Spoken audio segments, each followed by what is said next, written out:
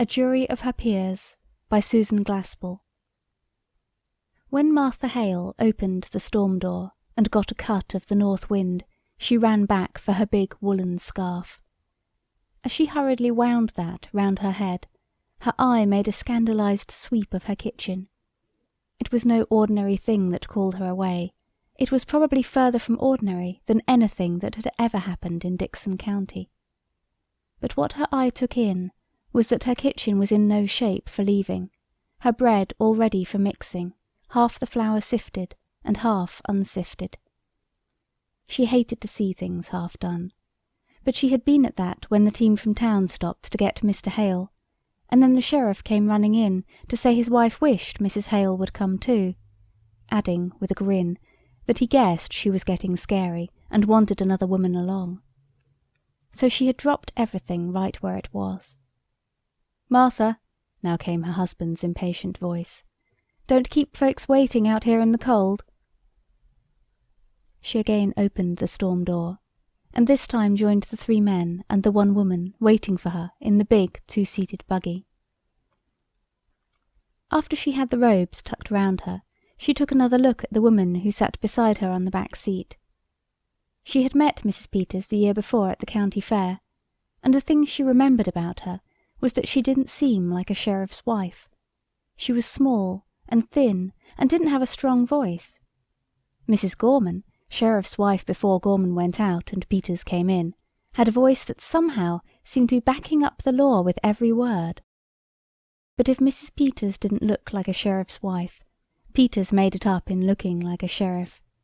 He was, to a dot, the kind of man who could get himself elected sheriff, a heavy man with a big voice, who was particularly genial with the law-abiding, as if to make it plain that he knew the difference between criminals and non-criminals.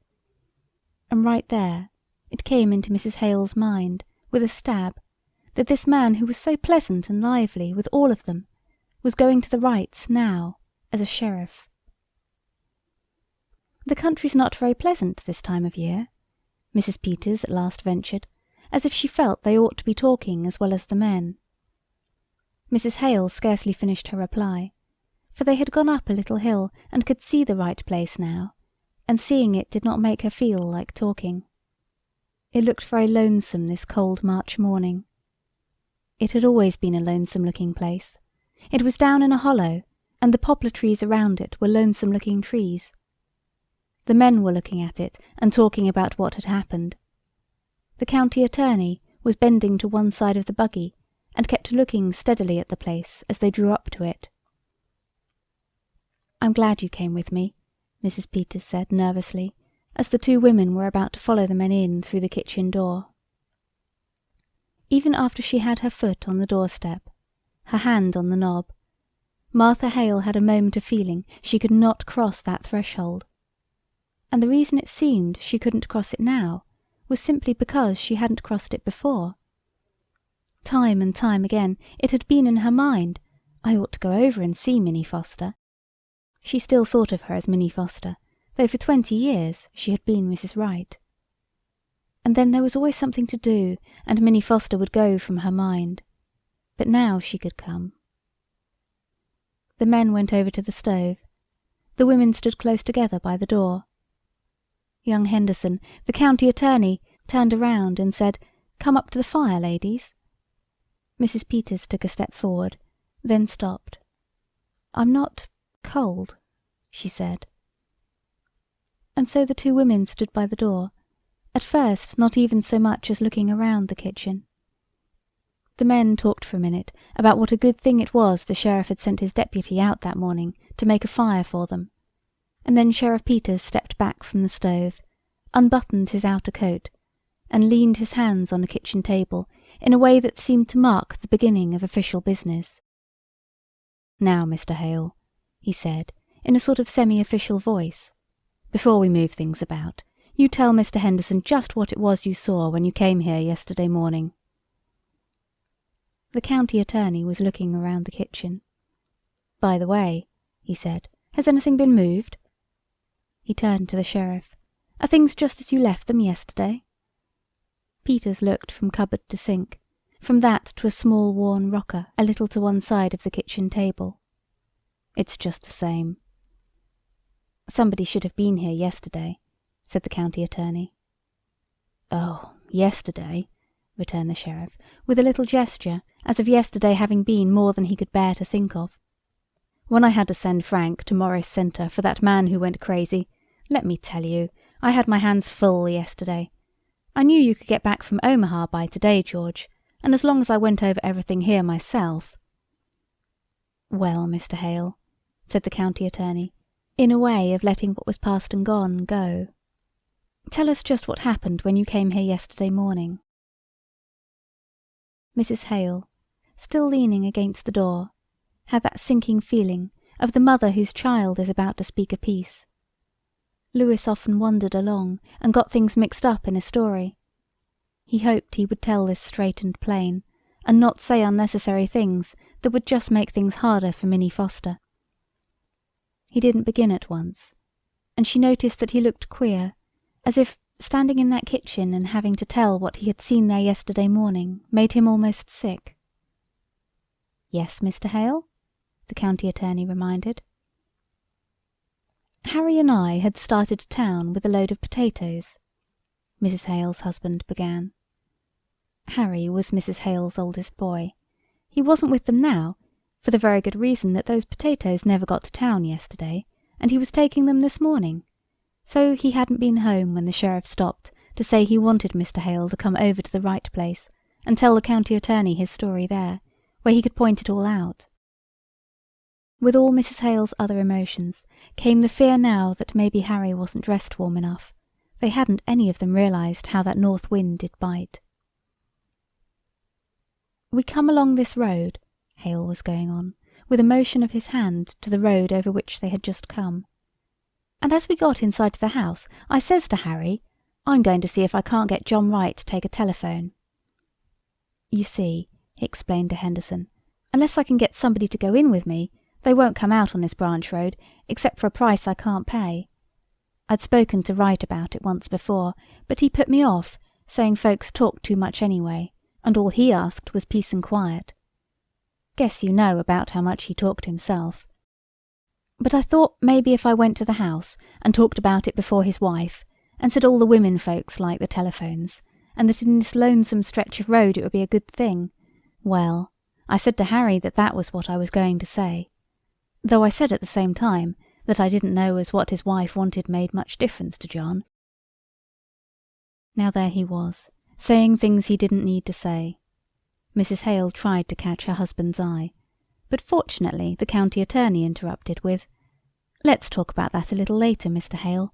I do want to talk about that, but I'm very anxious now to get along to just what happened when you got here."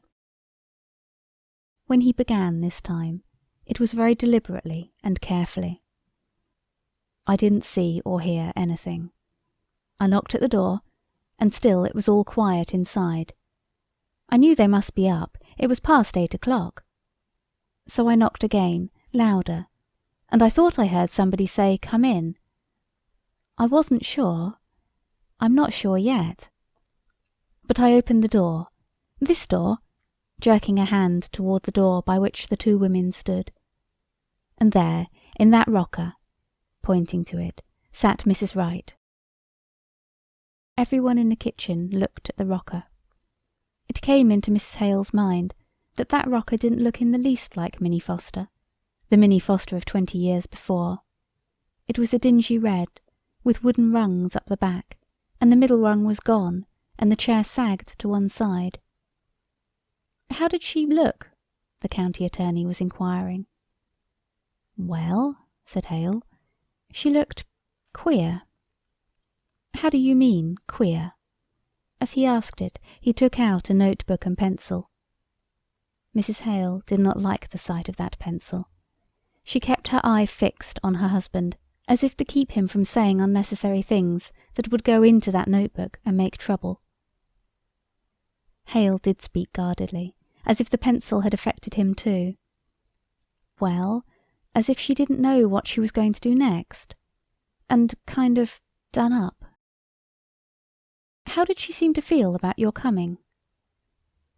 "Why, I don't think she minded, one way or other. She didn't pay much attention. I said, "How do, Mrs. Wright? It's cold, ain't it?" And she said, "Is it?" and went on pleating at her apron.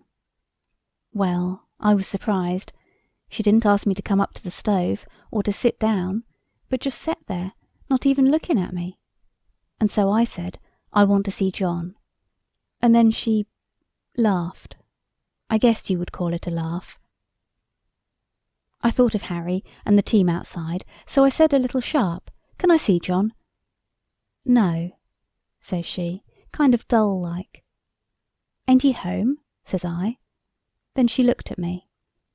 "Yes," says she, "he's home." "Then why can't I see him?" I asked her, out of patience with her now. "'Cause he's dead," says she, just as quiet and dull, and fell to pleating her apron. "Dead?" says I, like you do when you can't take in what you've heard. She just nodded her head, not getting a bit excited, but rocking back and forth. "Why, where is he?" says I, not knowing what to say. She just pointed upstairs like this, pointing to the room above. I got up, with the idea of going up there myself. By this time I didn't know what to do.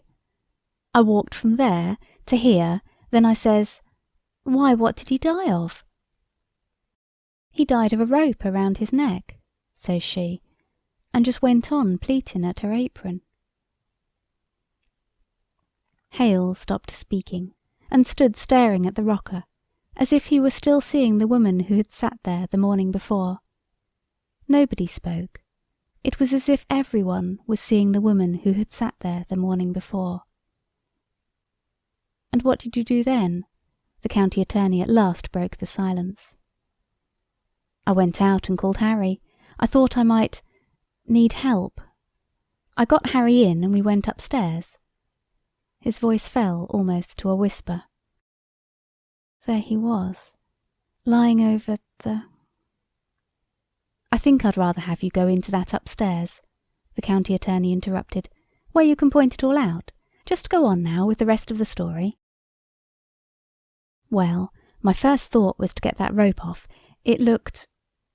He stopped, his face twitching. "But Harry, he went up to him, and he said, 'No, he's dead all right, and we better not touch anything.' So we went downstairs." She was still sitting that same way. "Has anybody been notified?" I asked. "No," says she, unconcerned. "Who did this, Mrs. Wright?" said Harry. He said it businesslike, and she stopped pleating at her apron. "I don't know," she says. "You don't know?" says Harry. "Weren't you sleeping in the bed with him?" "Yes," says she, "but I was on the inside." "Somebody slipped a rope round his neck and strangled him, and you didn't wake up?" says Harry. "I didn't wake up," she said after him. We may have looked as if we didn't see how that could be, for after a minute she said, "I sleep sound." Harry was going to ask her more questions, but I said maybe that weren't our business, maybe we ought to let her tell her story first to the coroner or the sheriff. So Harry went as fast as he could over to High Road, the Rivers place, where there's a telephone. "And what did she do when she knew you had gone for the coroner?" The attorney got his pencil in his hand, all ready for writing.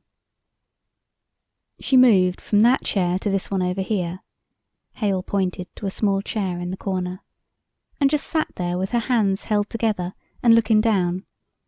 I got a feeling that I ought to make some conversation, so I said I had come in to see if John wanted to put in a telephone.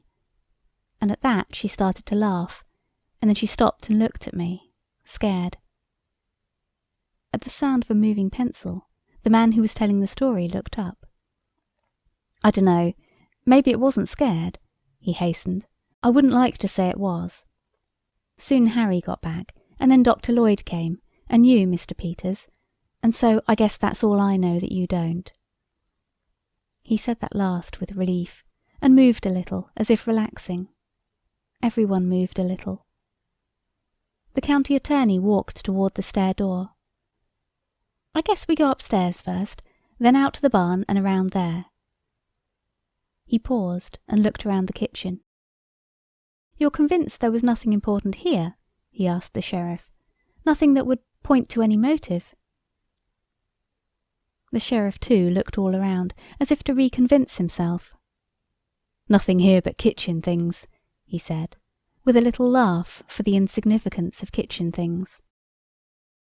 The county attorney was looking at the cupboard, a peculiar ungainly structure, half closet and half cupboard, the upper part of it being built in the wall, and the lower part just the old-fashioned kitchen cupboard. As if its queerness attracted him, he got a chair and opened the upper part and looked in. After a moment he drew his hand away, sticky. "Here's a nice mess," he said resentfully. The two women had drawn nearer, and now the sheriff's wife spoke. "Oh, her fruit," she said, looking to Mrs. Hale for sympathetic understanding. She turned back to the county attorney and explained. "She worried about that when it turned so cold last night. She said the fire would go out and her jars might burst." Mrs. Peters' husband broke into a laugh. "Well, can you beat the woman? Held for murder and worrying about her preserves." The young attorney set his lips. "I guess before we're through with her, she may have something more serious than preserves to worry about." "Oh well," said Mrs. Hale's husband with good-natured superiority.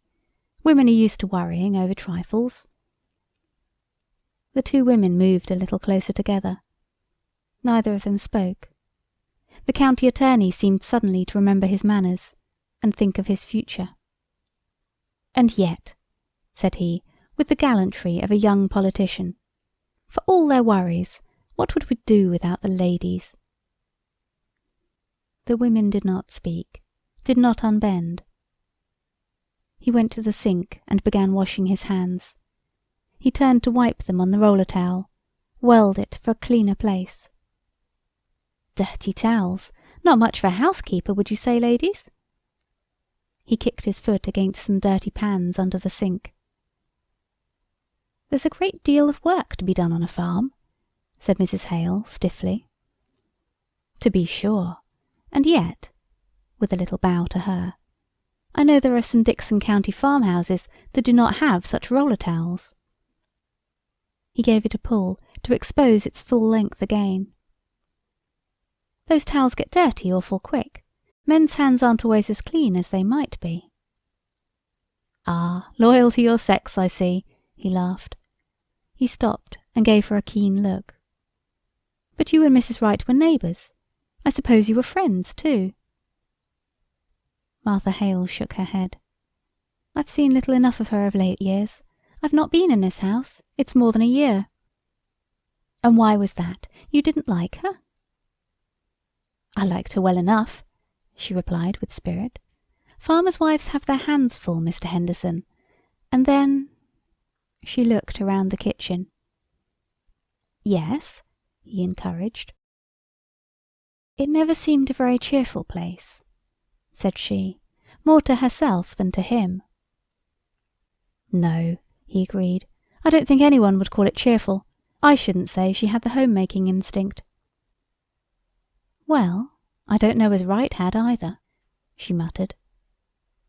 "You mean they didn't get on very well?" he was quick to ask. "No, I don't mean anything," she answered with decision. As she turned a little away from him, she added, "But I don't think a place would be any the cheerfuller for John Wright's being in it." "I'd like to talk to you about that a little later, Mrs. Hale," he said. "I'm anxious to get the lay of things upstairs now." He moved toward the stair door, followed by the two men. "I suppose anything Mrs. Peters does will be all right?" the sheriff inquired. "She was to take some clothes in for her, you know, and a few little things. We left in such a hurry yesterday." The county attorney looked at the two women they were leaving there alone among the kitchen things. "Yes, Mrs. Peters?" he said, his glance resting on the woman who was not Mrs. Peters, the big farmer woman who stood behind the sheriff's wife. "Of course Mrs. Peters is one of us," he said, in a manner of entrusting responsibility. "And keep your eye out, Mrs. Peters, for anything that might be of use. No telling, you women might come upon a clue to the motive, And that's the thing we need." Mr. Hale rubbed his face, after the fashion of a showman getting ready for a pleasantry. "But would the women know a clue if they did come upon it?" he said. And having delivered himself of this, he followed the others through the stair door. The women stood motionless and silent, listening to the footsteps, first upon the stairs, then in the room above them. Then, as if releasing herself from something strange, Mrs. Hale began to arrange the dirty pans under the sink, which the county attorney's disdainful push at the foot had deranged. "I'd hate to have men coming into my kitchen," she said testily, "snooping round and criticising."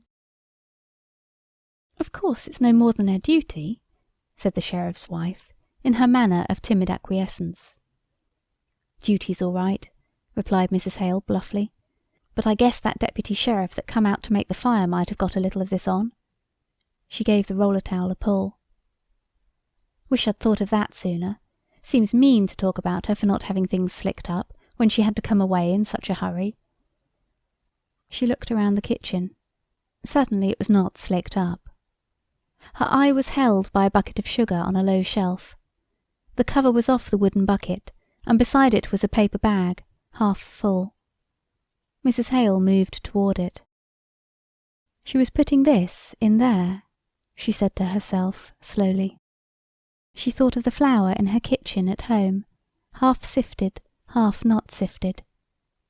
She had been interrupted, and had left things half done. What had interrupted Minnie Foster? Why had that work been left half done? She made a move, as if to finish it. Unfinished things always bothered her. And then she glanced round, and saw that Mrs. Peters was watching her. And she didn't want Mrs. Peters to get that feeling she had got of work begun and then for some reason not finished. "It's a shame about her fruit," she said, and walked toward the cupboard that the county attorney had opened, and got on the chair, murmuring, "I wonder if it's all gone." It was a sorry enough looking sight, but "Here's one that's all right," she said at last. She held it toward the light. "This is cherries, too." She looked again. "I declare I believe that's the only one."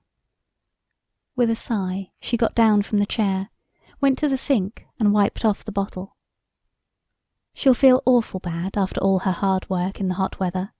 I remember the afternoon I put up my cherries last summer." She set the bottle on a table, and with another sigh started to sit down in the rocker. But she did not sit down. Something kept her from sitting down in that chair. She straightened, stepped back, and, half turned away, stood looking at it, seeing the woman who had sat there, pleating at her apron. The thin voice of the sheriff's wife broke in upon her. "I must be getting those things from the front room closet." She opened the door into the other room, started in, stepped back. "You coming with me, Mrs. Hale?" she asked nervously. You could help me get them." They were soon back. The stark coldness of that shut-up room was not a thing to linger in. "My," said Mrs. Peters, dropping the things on the table and hurrying to the stove. Mrs. Hale stood examining the clothes the woman who was being detained in town had said she wanted. "Wright was close," she exclaimed, holding up a shabby black skirt that bore the marks of much making over. "I think maybe that's why she kept so much to herself. I suppose she felt she couldn't do her part, and then you don't enjoy things when you feel shabby. She used to wear pretty clothes and be lively, when she was Minnie Foster, one of the town girls, singing in the choir. But that was 20 years ago." With a carefulness in which there was something tender, she folded the shabby clothes and piled them at one corner of the table. She looked up at Mrs. Peters, and there was something in the other woman's look that irritated her. "She don't care," she said to herself. "Much difference it makes to her whether Minnie Foster had pretty clothes when she was a girl." Then she looked again, and she wasn't so sure. In fact, she hadn't at any time been perfectly sure about Mrs. Peters. She had that shrinking manner, and yet her eyes looked as if they could see a long way into things. "This all you was to take in?" asked Mrs. Hale. "No," said the sheriff's wife. "She said she wanted an apron. Funny thing to want," she ventured in her nervous little way, "for there's not much to get you dirty in jail, goodness knows. But I suppose just to make her feel more natural, if you're used to wearing an apron." She said they were in the bottom drawer of this cupboard. "Yes, here they are," and then her little shawl that always hung on the stair door. She took the small grey shawl from behind the door leading upstairs, and stood a minute looking at it. Suddenly, Mrs. Hale took a quick step toward the other woman. "Mrs. Peters." "Yes, Mrs. Hale?" "Do you think she did it?" A frightened look blurred the other thing in Mrs. Peters' eyes. "Oh, I don't know," she said in a voice that seemed to shrink away from the subject. "Well, I don't think she did," affirmed Mrs. Hale stoutly, "asking for an apron and her little shawl, worrying about her fruit. Mr. Peters says—" Footsteps were heard in the room above. She stopped, looked up, and then went on in a lowered voice. "Mr. Peters says it looks bad for her. Mr. Henderson is awful sarcastic in a speech, and he's going to make fun of her saying she didn't wake up." For a moment Mrs. Hale had no answer. Then, "Well, I guess John Wright didn't wake up when they was slipping that rope under his neck," she muttered. "No, it's strange," breathed Mrs. Peters. "They think it was such a funny way to kill a man." She began to laugh. At sound of the laugh, abruptly stopped. "That's just what Mr. Hale said," said Mrs. Hale in a resolutely natural voice. "There was a gun in the house. He says that's what he can't understand. Mr. Henderson said, coming out, that what was needed for the case was a motive, something to show anger or sudden feeling." "Well, I don't see any signs of anger around here," said Mrs. Hale. "I don't—" She stopped. It was as if her mind tripped on something. Her eye was caught by a dish towel in the middle of the kitchen table. Slowly she moved toward the table. One half of it was wiped clean, the other half messy. Her eyes made a slow, almost unwilling turn to the bucket of sugar and the half-empty bag beside it. Things begun, and not finished. After a moment she stepped back, and said in that manner of releasing herself, "Wonder how they're finding things upstairs. I hope she had it a little more red up there. You know—" She paused, and feeling gathered. "It seems kind of sneaking, locking her up in town and coming out here to get her own house to turn against her." "But Mrs. Hale," said the sheriff's wife, "the law is the law." "I suppose 'tis," answered Mrs. Hale shortly. She turned to the stove, saying something about that fire not being much to brag of. She worked with it for a minute, and when she straightened up she said aggressively, "The law is the law, and a bad stove is a bad stove. How do you like to cook on this?" pointing with the poker to the broken lining. She opened the oven door and started to express her opinion of the oven, but she was swept into her own thoughts, thinking of what it would mean, year after year, to have that stove to wrestle with. The thought of Minnie Foster trying to bake in that oven, and the thought of her never going over to see Minnie Foster. She was startled by hearing Mrs. Peters say, "A person gets discouraged and loses heart." The sheriff's wife had looked from the stove to the sink, to the pail of water which had been carried in from outside. The two women stood there silent, above them the footsteps of the men who were looking for evidence against the woman who had worked in that kitchen. That look of seeing into things, of seeing through a thing to something else, was in the eyes of the sheriff's wife now. When Mrs. Hale next spoke to her, it was gently. "Better loosen up your things, Mrs. Peters. We'll not feel them when we go out." Mrs. Peters went to the back of the room to hang up the fur tippet she was wearing.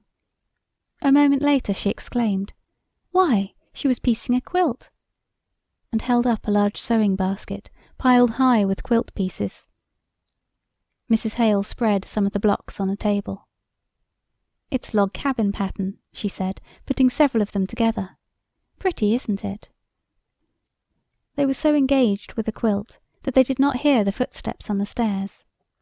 Just as the stair door opened, Mrs. Hale was saying, "Do you suppose she was going to quilt it or just knot it?" The sheriff threw up his hands. "They wonder whether she was going to quilt it or just knot it." There was a laugh for the ways of women, a warming of hands over the stove, and then the county attorney said briskly, "Well, let's go right out to the barn and get that cleared up." "I don't see as there's anything so strange," Mrs. Hale said resentfully, after the outside door had closed on the three men. "Our taking up our time with little things while we're waiting for them to get the evidence. I don't see as it's anything to laugh about." "Of course they've got awful important things on their minds," said the sheriff's wife apologetically. They returned to an inspection of the block for the quilt. Mrs. Hale was looking at the fine, even sewing and preoccupied with thoughts of the woman who had done that sewing, when she heard the sheriff's wife say, in a queer tone, "Why, look at this one." She turned to take the block held out to her. "The sewing," said Mrs. Peters in a troubled way. "All the rest of them have been so nice and even. But this one, why, it looks as if she didn't know what she was about." Their eyes met. Something flashed to life, passed between them. Then, as if with an effort, they seemed to pull away from each other. A moment Mrs. Hale sat there, her hands folded over that sewing, which was so unlike all the rest of the sewing. Then she had pulled a knot and drawn the threads. "Oh, what are you doing, Mrs. Hale?" asked the sheriff's wife, startled. "Just pulling out a stitch or two that's not sewed very good," said Mrs. Hale mildly. "I don't think we ought to touch things," Mrs. Peters said, a little helplessly. "I'll just finish up this end," answered Mrs. Hale, still in that mild, matter-of-fact fashion. She threaded a needle and started to replace bad sewing with good. For a little while she sewed in silence. Then, in that thin, timid voice, she heard, "Mrs. Hale?" "Yes, Mrs. Peters?" "What do you suppose she was so nervous about?" "Oh, I don't know," said Mrs. Hale, as if dismissing a thing not important enough to spend much time on. "I don't know as she was nervous. I sew awful queer sometimes when I'm just tired." She cut a thread, and out of the corner of her eye looked up at Mrs. Peters. The small, lean face of the sheriff's wife seemed to have tightened up. Her eyes had that look of peering into something. But next moment she moved, and said in her thin, indecisive way, "Well, I must get those clothes wrapped. They may be through sooner than we think. I wonder where I could find a piece of paper and string." "In that cupboard, maybe," suggested Mrs. Hale, after a glance around. One piece of the crazy sewing remained unripped. Mrs. Peters' back turned, Martha Hale now scrutinized that piece, compared it with the dainty, accurate sewing of the other blocks. The difference was startling.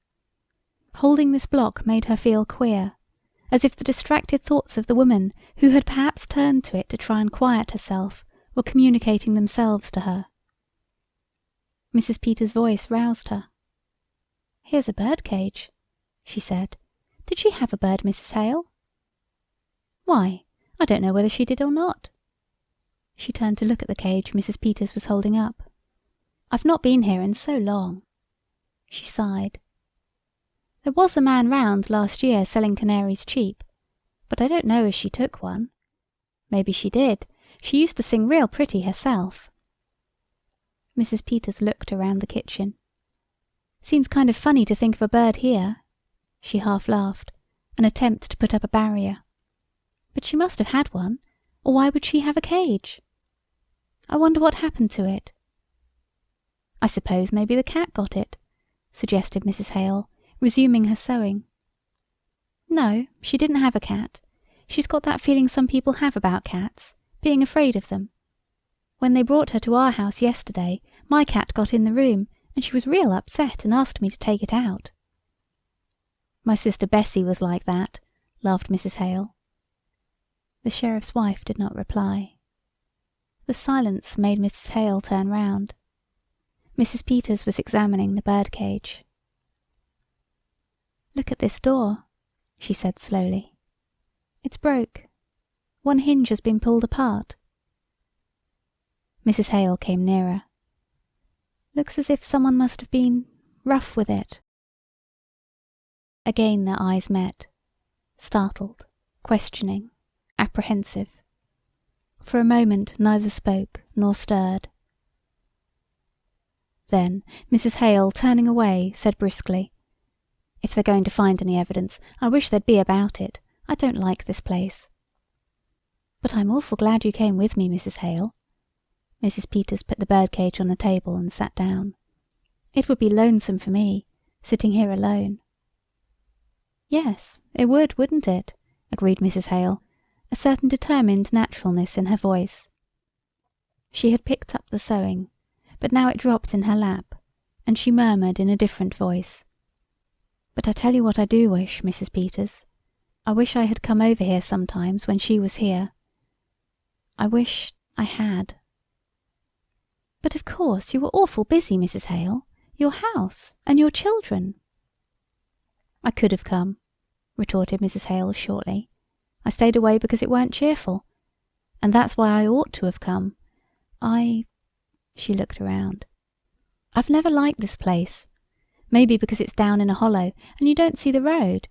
I don't know what it is, but it's a lonesome place and always was. I wish I had come over to see Minnie Foster sometimes. I can see now." She did not put it into words. "Well, you mustn't reproach yourself," counselled Mrs. Peters.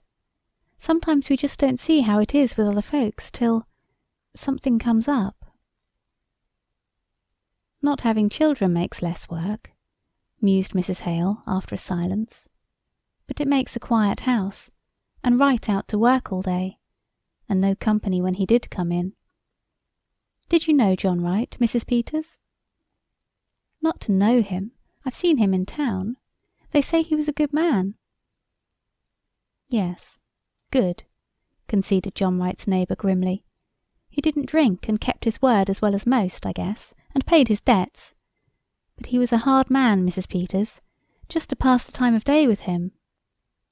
She stopped, shivered a little, like a raw wind that gets to the bone. Her eye fell upon the cage on the table before her, and she added almost bitterly, "I should think she would have wanted a bird." Suddenly she leaned forward, looking intently at the cage. "But what do you suppose went wrong with it?" "I don't know," returned Mrs. Peters, "unless it got sick and died." But after she said it she reached over and swung the broken door. Both women watched as if somehow held by it. "You didn't know her?" Mrs. Hale asked, a gentler note in her voice. "Not till they brought her yesterday," said the sheriff's wife. Come to think of it, she was kind of like a bird herself, real sweet and pretty, but kind of timid and fluttery. How she did change." That held her for a long time. Finally, as if struck with a happy thought and relieved to get back to everyday things, she exclaimed, "Tell you what, Mrs. Peters, why don't you take the quilt in with you? It might take up her mind." "Why, I think that's a real nice idea, Mrs. Hale," agreed the sheriff's wife, as if she too were glad to come into the atmosphere of a simple kindness. "There couldn't possibly be any objection to that, could there? Now, just what will I take? I wonder if her patches are in here, and her other things." They turned to the sewing basket. "Here's some red," said Mrs. Hale, bringing out a roll of cloth. Underneath that was a box. "Here, maybe her scissors are in here, and her things." She held it up. "What a pretty box. I'll warrant that was something she had a long time ago, when she was a girl." She held it in her hand a moment. Then, with a little sigh, opened it. Instantly her hand went to her nose. "Why—" Mrs. Peters drew nearer, then turned away. "There's something wrapped up in this piece of silk," faltered Mrs. Hale. "This isn't her scissors," said Mrs. Peters in a shrinking voice. Her hand not steady, Mrs. Hale raised the piece of silk. "Oh, Mrs. Peters!" she cried. "It's—" Mrs. Peters bent closer. "It's the bird," she whispered. "But Mrs. Peters," cried Mrs. Hale, "look at it! Its neck! Look at its neck! It's all other side too!" She held the box away from her. The sheriff's wife again bent in closer. "Somebody wrung its neck," said she, in a voice that was slow and deep. And then again the eyes of the two women met, this time clung together in a look of dawning comprehension, of growing horror. Mrs. Peters looked from the dead bird to the broken door of the cage. Again their eyes met. And just then there was a sound at the outside door. Mrs. Hale slipped the box under the quilt pieces in the basket and sank into the chair before it. Mrs. Peters stood holding the table. The county attorney and the sheriff came in from outside. "Well, ladies," said the county attorney, as one turning from serious things to little pleasantries, "have you decided whether she was going to quilt it or not it?" "We think," began the sheriff's wife in a flurried voice, "that she was going to not it." He was too preoccupied to notice the change that came in her voice on that last. "Well, that's very interesting, I'm sure," he said tolerantly. He caught sight of the bird cage. "Has the bird flown?" "We think the cat got it," said Mrs. Hale in a voice curiously even. He was walking up and down, as if thinking something out. "Is there a cat?" he asked absently. Mrs. Hale shot a look up at the sheriff's wife. "Well, not now," said Mrs. Peters. "They're superstitious, you know. They leave." She sank into her chair. The county attorney did not heed her. "No sign at all of anyone having come in from the outside," he said to Peters, in the manner of continuing an interrupted conversation. "Their own rope. Now, let's go upstairs again and go over it piece by piece. It would have to have been someone who knew just the—" The stair door closed behind them and their voices were lost. The two women sat motionless, not looking at each other, but as if peering into something, and at the same time holding back. When they spoke now, it was as if they were afraid of what they were saying, but as if they could not help saying it. "She liked the bird," said Martha Hale, low and slowly. "She was going to bury it in that pretty box." "When I was a girl," said Mrs. Peters under her breath, "my kitten, there was a boy took a hatchet, and before my eyes, before I could get there—" She covered her face an instant. "If they hadn't held me back, I would have—" She caught herself, looked upstairs where footsteps were heard, and finished weakly. "Hurt him." Then they sat without speaking or moving. "I wonder how it would seem," Mrs. Hale at last began, as if feeling her way over strange ground, "never to have had any children around." Her eyes made a slow sweep of the kitchen, as if seeing what that kitchen had meant through all the years. "No, Wright wouldn't like the bird," she said after that. "A thing that sang. She used to sing. He killed that too." Her voice tightened. Mrs. Peters moved uneasily. "Of course we don't know who killed the bird." "I knew John Wright," was Mrs. Hale's answer. "It was an awful thing was done in this house that night, Mrs. Hale," said the sheriff's wife. "Killing a man while he slept. Slipping a thing round his neck that choked the life out of him." Mrs. Hale's hand went out to the bird cage. "We don't know who killed him," whispered Mrs. Peters wildly. "We don't know." Mrs. Hale had not moved. If there had been years and years of nothing, then a bird to sing to you, it would be awful. Still, after the bird was still. It was as if something within her, not herself, had spoken, and it found in Mrs. Peters something she did not know as herself. "I know what stillness is," she said in a queer, monotonous voice. "When we homesteaded in Dakota, and my first baby died after he was 2 years old, and me with no other then." Mrs. Hale stirred. "How soon do you suppose they'll be through looking for the evidence?"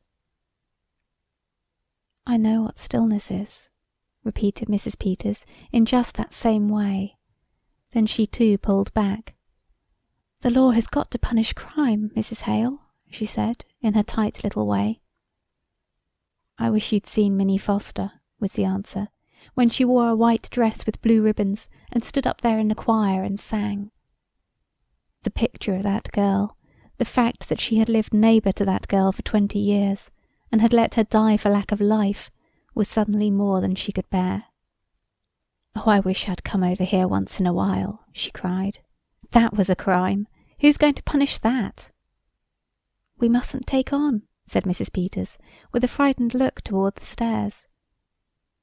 "I might have known she needed help. I tell you, it's queer, Mrs. Peters. We live close together, and we live far apart. We all go through the same things. It's all just a different kind of the same thing. If it weren't, why do you and I understand? Why do we know what we know this minute?" She dashed her hand across her eyes. Then, seeing the jar of fruit on the table, she reached for it and choked out. "If I was you, I wouldn't tell her fruit was gone. Tell her it ain't. Tell her it's all right, all of it. Here, take this in to prove it to her.